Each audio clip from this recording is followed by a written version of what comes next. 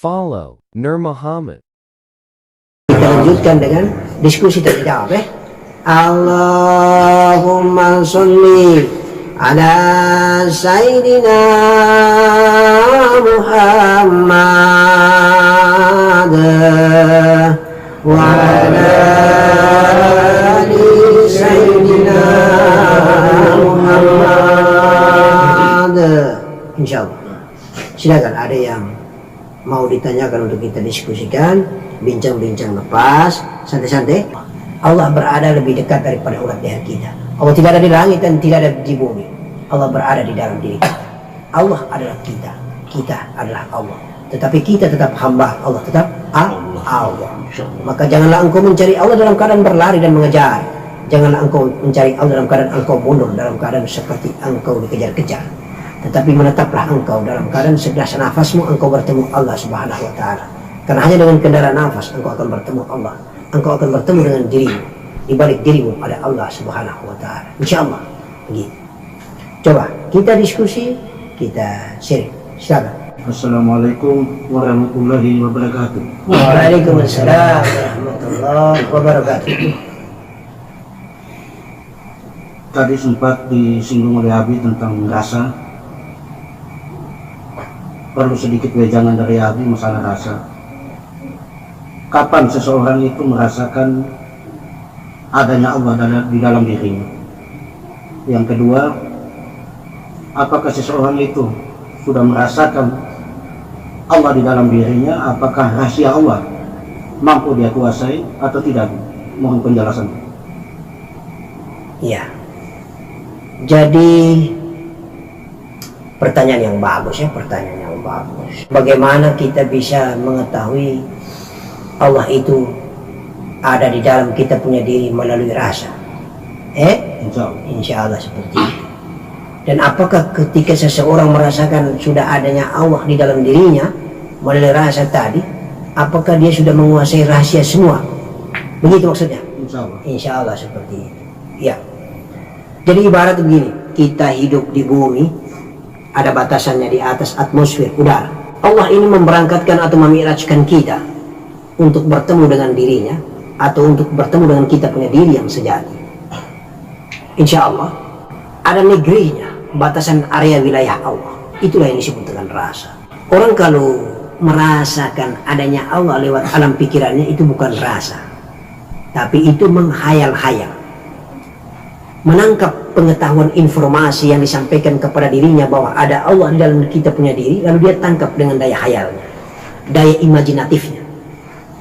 Beda dengan rasa batin, beda dengan rasa hati nurani, beda dengan rasa kolbi. Rasa kolbi itu hanya dimiliki dan diketahui sendiri oleh pelakunya. Tetapi perlu kita ketahui bahwa untuk menuju ke alam rasa, alamnya Allah, negerinya Allah, itu sungguh jauh. Saya kemarin mengatakan bahwa nafas itu, di balik nafas ada rasa, di balik rasa ada, di dalam rasa itu ada jiwa, di balik jiwa ada ruh, di balik ruh ada nur, di balik nur zat Allah Subhanahu wa Ta'ala. Itulah tingkatannya. Jadi ketika seseorang berzikir mencintai Allah, sudah sampai ke dinding rasa, dia akan merasakan adanya Allah melalui rasa. Itu ada dua. Nikmat yang dirasakan melalui alam hati atau alam kolbi, kemudian dalam keadaan dia tidak sengaja, karena pertemuan antara dirinya dengan dirinya sendiri yang bernama Allah Subhanahu wa Ta'ala, di dalam rasa kolbi, cintanya tidak terkira. Titisan air mata jatuh dengan sendirinya. Titisan air mata itu berarti beliau telah mengalami ma'rifat kolbi, ma'rifat hati, perjumpaan dengan Allah melalui kendaraan hatinya. Dia menitiskan air mata cinta. Kemudian ada yang berjalan bertemu Allah, menembus negeri rasa, negerinya Allah, masuk ke negeri rasa melalui zikir zahirnya misalnya. Itu ditandai dengan kemejedupan. Apa kemejedupan? Ada istilah biasa yang disebut dengan sensasi. Bukan disengajakan. Seseorang awalnya zikir biasa-biasa saja.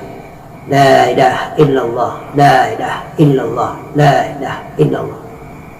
Karena dia sudah larut fana di dalam rasanya Allah, masuk ke negerinya yang bernama rasa, negerinya Allah Subhanahu wa Ta'ala, tidak sadar rasa sudah meliputi jasadnya, rasa sudah meliputi hatinya, rasa sudah meliputi pikirannya, rasa sudah meliputi jiwanya.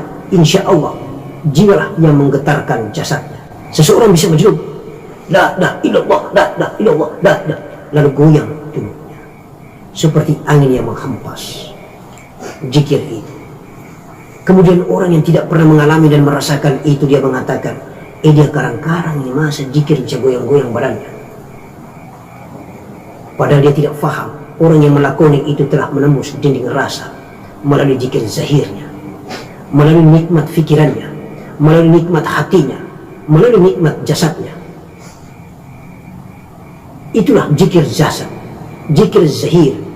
Itulah pertemuan Allah melalui zahirnya, melalui jasmaninya. Semuanya melalui dinding rasa. Kemudian kendaraan yang terakhir, kendaraan nafas. Ketika tembus ke negeri rasa, dia meyakini bertemu dengan Allah melalui alat rasa. Akhirnya Allah membuat dia mati. Mutu qabla anta mutu. Syaratnya begitu. Anta mati tabi'i, anta mati hisi, atau mati ma'anawi, atau mati suri. 3 hari kah? 7 hari kah? 40 hari kah? Atau mungkin sekitar 15 menit, setengah jam, atau 1 jam, terserah, tergantung Allah Subhanahu wa Ta'ala. Dan tidak disengajakan, tidak ada amalan untuk berjalan semacam itu, semata-mata ikhlas mencintai Allah melalui zikirnya. Allah jualah dengan kebesarannya memperjalankan hambanya, sebagaimana memperjalankan datuk kita baginda Nabi dari Masjidil Haram ke Masjidil Aqsa, kemudian tembus ke Sidratil Muntaha alal Mustawa. Kemudian pertanyaan yang berikut, ketika sudah tembus ke dinding rasa, pulang dari bertemu Allah, apakah sudah menguasai rahasia semua? Belum tentu, tergantung. Kalau dia masuk ke negeri Allah, entah di negeri akal, entah di negeri kalam, atau di negeri nur, atau langsung bertemu ke zat yang menciptakan, berada di dalam zatnya, dia tiada Allah yang ada. Pulang dari itu, kalau memang dia masuk ke alam nur, atau Allah tanamkan dia dengan nurul ilmu, nur Muhammad, komplit dengan nurul ilmu di dalam nur Muhammad, insya Allah dia faham tentang perjalanannya, semua rahasia dan ilmunya Allah. Insya Allah, kalaupun tidak sempurna semuanya, minimal 50% dia mengetahuinya, karena pengetahuan Allah menjadi pengetahuannya. Tetapi itu tidak bisa dikarang-karang, hanya yang berjalan, bertemu, mengalami dan merasakannya baru bisa menjelaskannya. Itu pun kadang-kadang sudah pulang dari kampung negerinya Allah, lalu mengetahui semua, dia tidak lagi berbicara. Kebanyakan dia diam. Diam itu emas, kata Imam Ghazali rahmatullah alaihi dalam kitab Ihya Ulumuddin. Sesungguhnya bicara itu perak. Oleh karena itu, maka wajar di dalam hadis qudsi Allah mengatakan, sesungguhnya rahasia hambaku adalah merupakan rahasiaku, dan rahasiaku adalah merupakan rahasia hambaku. Dia sudah umi, mau omong sudah jadi tidak bisa omong, karena memang rahasia Allah itu menjadi rahasia dirinya, dan rahasia dirinya menjadi rahasia Allah. Tetapi kalaupun dipertanyakan tentang ilmu pengetahuan apapun menuju negeri akhirat, insya Allah dia faham dan dia tahu, karena pengetahuan Allah menjadi pengetahuannya, karena dia sudah masuk ke 5 alam terakhir ke zatnya Allah. Mengapa pengetahuan Allah menjadi pengetahuannya? Karena dia pasti tembus ke negeri akal, alam akal. Dia ketembus pasti alam kalam. Kalam itu bisa bicara. Kemudian masuk ke alam nur. Di dalam alam nur itu nanti dia dapat nurul ilmu atau tidak. Kemudian kembali masuk ke dalam zat Allah. Kalau sudah masuk ke dalam zat Allah sudah meliputi dirinya. Insya Allah dia tiada, dia mati dan binasa. Kemudian dia pulang dan hidupkan lagi oleh Allah. Mudah-mudahan pengetahuan Allah menjadi pengetahuannya. Begitu saja jawabannya, insya Allah. Amin. Allahumma salli ala Sayyidina Muhammad wa ala ali Sayyidina Muhammad sallallahu ala Muhammad sallallahu alaihi wasallam. Mari sama-sama kita berselawat kepada baginda. Ya Rabbi salli ala Muhammad, ya Rabbi salli alaihi. Ya Rabbi salli ala Muhammad, ya Rabbi salli alaihi. Ya Rabbi salli ala Muhammad. Ya Rabbi salli alaihi. Ya Rabbi salli ala Muhammad. Ya Rabbi salli alaihi. Muhammadin karim la hawla wa la quwwata illa billahil azim. Al-Fatihah. A'udzu billahi minasyaitonir rajim. Bismillahirrahmanirrahim. Alhamdulillahi rabbil alamin arrahmanir rahim maliki yaumiddin. Iyyaka na'budu wa iyyaka nasta'in ihdinas siratal mustaqim siratal ladzina an'amta 'alaihim ghairil maghdubi 'alaihim waladdallin. Amin. Bismillahirrahmanirrahim. Alhamdulillahi rabbil alamin. Allahumma shalli wa sallim wa barik ala sayyidina Muhammad wa ali sayyidina Muhammad. La hawla wa la quwwata illa billah. Ilahi anta maqsudi wa ridaka matlubi a'tini mahabbataka wa ma'rifataka ya jalali wal ikram. Allahumma ya Allah, ampuni dosa dan kesalahan kami Allah. Ampuni dosa dan kesalahan ibu dan kedua bapak kami Allah. Ampuni kedua orang tua kami, semua keluarga kami, ahlul bait kami ya Allah. Nasab dan turunan kami yang sudah meninggalkan dunia maupun yang masih hidup ya Allah.